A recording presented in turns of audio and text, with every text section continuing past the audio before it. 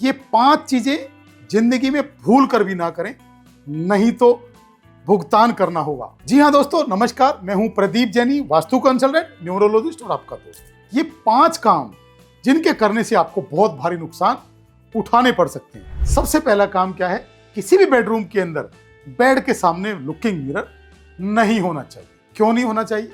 देखिए, अगर आपको कोई सलाह देता है या आपके किसी भी कार्य में कोई क्वेश्चन मार्क लगाता है, तो आप उस क्वेश्चन मार्क के लिए उनसे उसका लॉजिक भी पूछ सकते हैं। अगर आप कंसल्टेंट हैं तो कंसल्टेंसी लॉजिक के साथ होनी चाहिए। आपके बेड के सामने लुकिंग मिरर क्यों नहीं होना चाहिए? क्योंकि बेड के सामने लगाया हुआ मिरर आपके एक्स्ट्रा मैरिटल अफेयर क्रिएट कर सकता है, आपकी रिलेशनशिप को खराब कर सकता है और इतना खराब कर सकता है कि आपका डाइवोर्स तक करा सकता है। तो कभी भी भूलकर किसी बेडरूम में बेड के सामने लुकिंग मिरर ना लगाएं। दूसरा पॉइंट है, आपका जो चेकबुक है और आपका जो कैश है, दोनों को एक साथ भूल कर न रखें, क्योंकि चेक देने का काम करते हैं, कैश आपके पास आया हुआ है, तो एनर्जीज कंफ्यूज होती है कि आपको देना है कि लेना है। इसलिए चेकबुक आप अलग ड्रॉअर में रखें और कैश आप अलग ड्रॉअर में रखें। दोनों को कभी भी एक साथ ना रखें, नहीं तो फाइनेंशियल लॉसेस आपको झेलने पड़ सकते हैं। कैश फ्लो आपका धीमा हो सकता है, फाइनेंशियली आपको लॉसेस हो सकते हैं, कैश आने की संभावनाएं स्लो हो सकती हैं, कई सारे नुकसान आपके हो सकते हैं। थर्ड पॉइंट, आपका जो मुख्य द्वार है, आपका जो मेन गेट है, उसको कभी भी गंदा संदा ना रखें।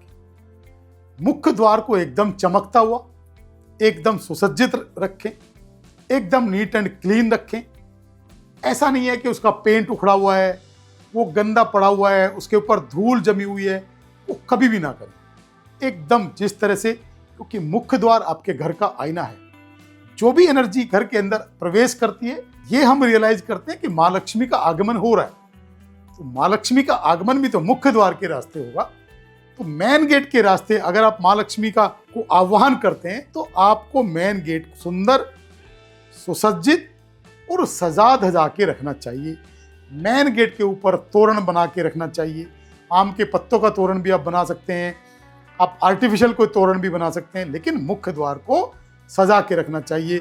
मुख्य द्वार के ऊपर कभी अंधेरा नहीं रखना चाहिए। मुख्य द्वार के ऊपर अच्छी लाइटिंग की व्यवस्था करनी चाहिए। चौथा पॉइंट, कि मेन गेट के ऊपर कभी भी गणेश जी की प्रतिमा ना रखें। बहुत सारे लोग होते हैं कि अपने मुख्य द्वार पे, मेन गेट पे गणपति जी विराजमान करते हैं। बिल्कुल भी नहीं करनी चाहिए।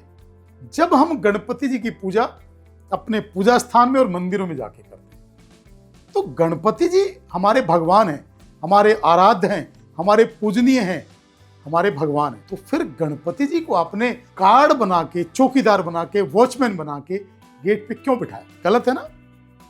या तो आप उनको, अगर उनको बॉडीगार्ड माना है तो गेट पे बिठाएं, फिर मंदिर में नहीं बिठाएं। अगर रियल में आपके मन में उनके लिए श्रद्धा है, रियल में आप उनको भगवान मानते हैं, उनको पूजते हैं, तो फिर उनको आप गार्ड बना के गेट पे बिल्कुल भी ना बिठाएं। 5वां पॉइंट, कोशिश करें कि गिफ्ट में कभी भी लक्ष्मी जी की फोटो या मूर्ति किसी को ना दें, क्योंकि आप हमेशा संसार की सर्वोच्च शक्तियों से, भगवान से जो भी आह्वान करते हैं, वो लक्ष्मी को घर बुलाने का आह्वान करते हैं। सभी पॉजिटिव एनर्जी से, सभी भगवानों से आप माँ लक्ष्मी को अपने घर में प्रवेश करने के लिए बुलाते हैं।